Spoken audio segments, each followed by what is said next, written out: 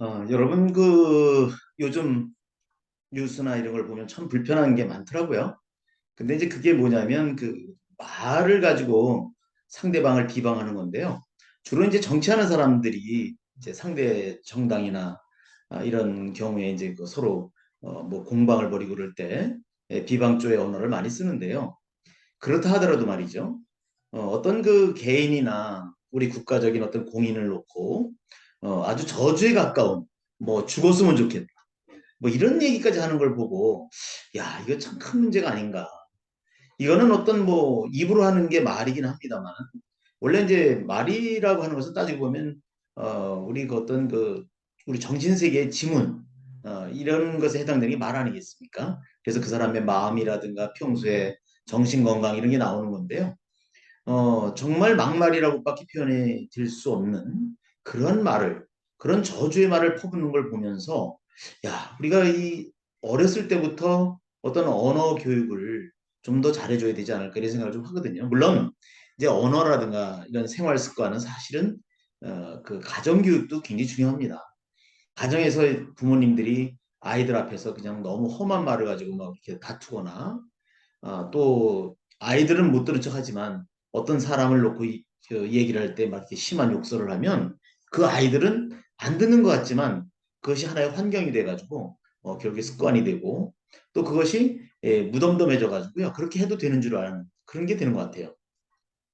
그런데 뭐 누가 뭐 이런 말 쓴다 저런 말 쓴다 정해진 건 아니겠습니다만 그래도 자칭 자기들이 민의에서 뽑힌 뭐 정치인이라든가 또는 더구나 심각한 것은 우리 성직자는 사실은 많은 신도들이 추앙하는 존재 아닐까요?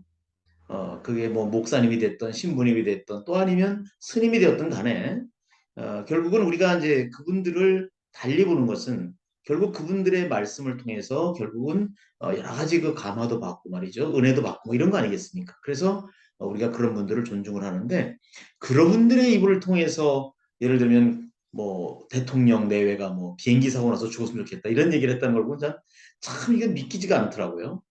음. 물론 이제 그분들은 얼마나 개인적으로 무슨 원한 맺히는 일이 있는지는 모르겠습니다만 그래도 이제 이렇게 보도되는 걸 보면 그래도 우리가 존중하는 다 성직자들이잖아요. 더구나 뭐 둘이 보니까 뭐 다 신부님들이더라고요. 성공회 신부, 천주교 신부. 그래서 아니 천주교 신자들 입장에서 볼 때 이게 참 말이 안 되는 얘기거든요.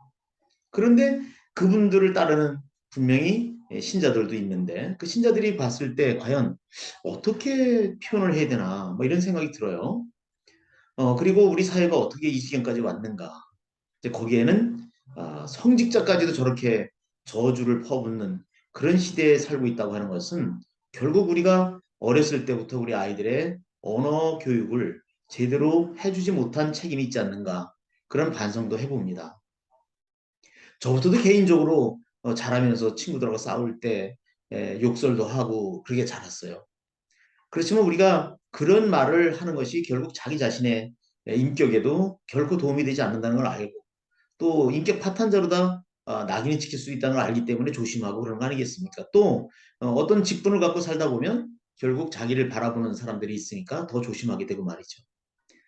그런데 사회에 소위 말하는 지도층이라고 자천타천 그렇게 생각하는 그런 부류의 사람들이 그렇게 진짜 입으로 이렇게 만들어서 낼 수 없는 그런 악담을 넘어서서 저주를 넘어서서 정말 저거는 인간이 하기에 어려운 말 그런 말을 이렇게 막 퍼부어대는 걸 보고 야 우리가 정말 이거 어쩌다 이렇게까지 왔는가 결국 앞으로의 우리 사회는 어떻게 될 것인가라는 그런 걱정과 암울한 생각이 듭니다.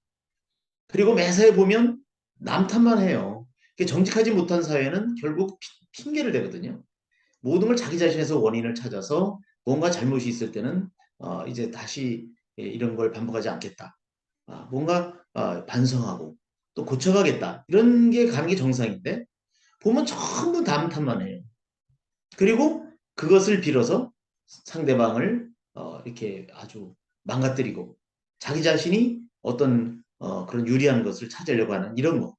이거는 경쟁이라고 보기는 곤란합니다. 이건 동물 세계에도 그런 게 없습니다. 이 본능에 의존해서 사는 동물 세계에도요, 룰이라는 게 있거든요.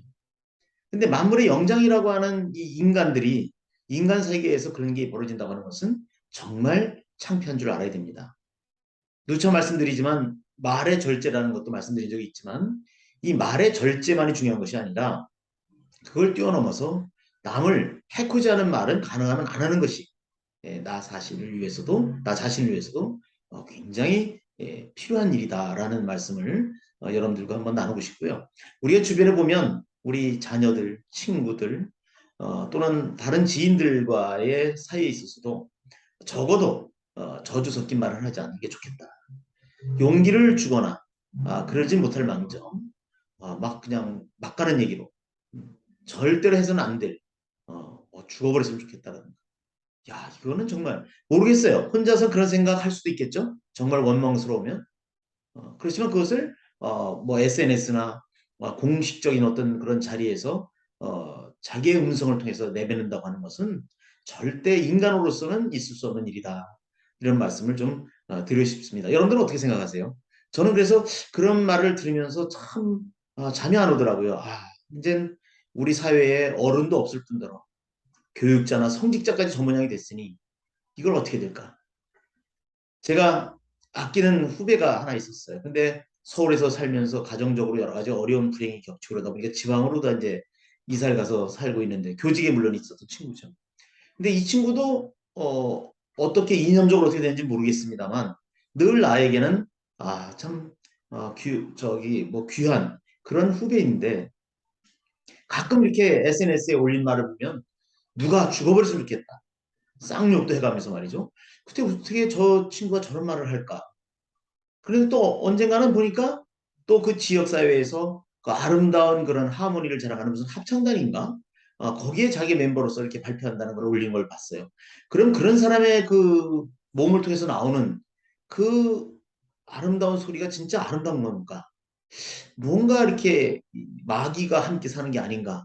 뭐 이런 생각을 합니다. 그래서 전화를 해서 뭐로 나물려주고도 싶은데 또 뭐 나는 또 얼마나 잘났다고 그런가 싶기도 하고 또 이미 그 친구도 이제 나이 60이 돼 가니까 그 뭐 통하겠습니까? 이제 내일 모레 60인데 그래서 참 저희 인생이 자기가 이전에 좀 불행했던 했던 그런 일들도 다 무슨 씨앗이 있는 게 아닌가 이런 생각까지 가진 적이 있습니다. 그래서 늘 그 친구만 생각하면 좀 마음이 아픈데요.